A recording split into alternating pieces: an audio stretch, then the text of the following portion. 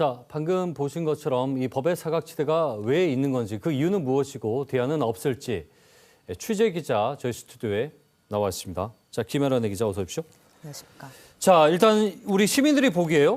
시장 구획이라는 것이 이렇게 와닿지가 않습니다. 좀 생소하기도 하고 또 왜 이렇게 나눠져 있는 것인가? 이거 어떻게 좀 구분할 수 있습니까?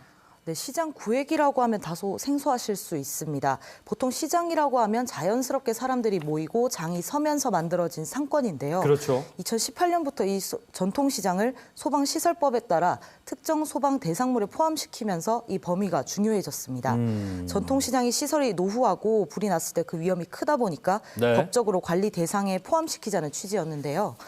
특히 전통시장 가운데 대형, 중대형 시장은 소방안전특별관리시설물로 지정해서 소방청장이 관리하도록 했습니다. 예. 자동 화재 속보 설비, 그러니까 스프링클러뿐만 아니라 화재 탐지기 등을 설치하는 걸 의무화했는데요. 네네. 중점 관리 대상은 1년에 한 번 소방 점검 보고서를 받아보고 여기에 포함되지 않는 시장들도 소방과 자치단체가 나서서 매월 안전점검 등을 벌이고 있습니다. 법에서 이 시설물로 지정을 했으니까 불이 안 나게끔 미리미리 이렇게 대비를 한다는 거죠. 네, 맞습니다. 계속 말씀해 주시죠. 그렇다면 여기서 중요한 게 어디까지가 시장이냐 이건데요. 예. 시정 구획을 정하는 건 시장 번영의 몫입니다. 그래요. 보통 요즘은 천장을 막아놓은 아케이드 형태의 시장이 많은데 이 아케이드 안까지를 시장으로 정하거나 상인회에 가입한 상점이 있는 곳까지를 기준으로 하기도 합니다. 네. 자의적으로 구분하고 있는 셈인데 이 때문에 일반 시민들은 어디까지가 시장이고 아닌지 구분하기는 어렵습니다. 알 수가 없네요. 네. 예. 저희가 취재한 기장시장이 대표적인 사례인데 불이 났던 곳 바로 앞부터 시장이었거든요.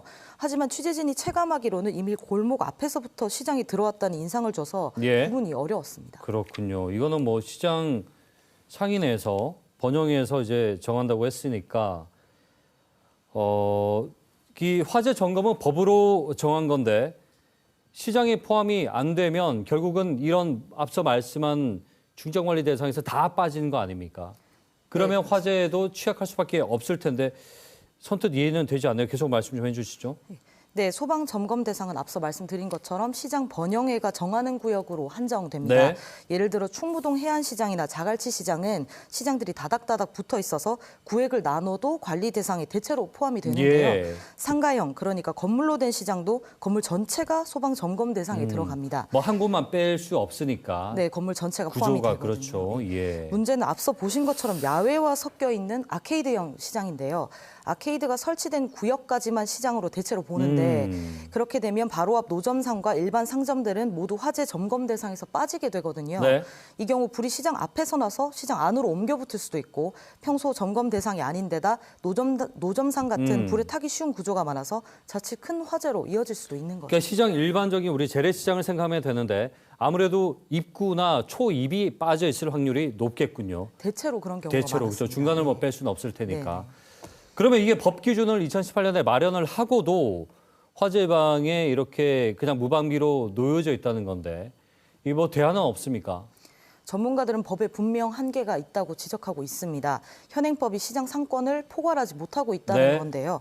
시장 주변 상권이 대부분 노점상이거나 가건물로 만들어진 무허가 건물이기 네. 때문입니다.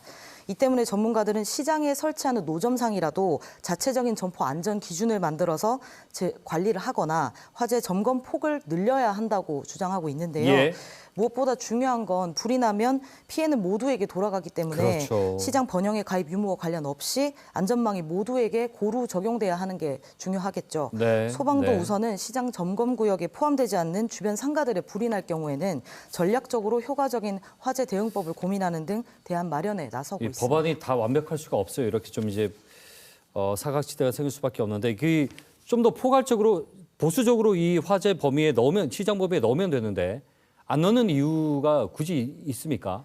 이게 아무래도 화재 설비를 설치하게 예. 되면 이 시설 유지 보수비 같은 비용들이 발생하고 그렇게 되면 이 책임 소지를 어디까지 그렇죠. 묶을 건지가 애매하기 때문에 여러 가지 논의가 필요하죠. 번영에 가입을 하는 유무 이런 것도 있을 테고 네, 그렇습니다.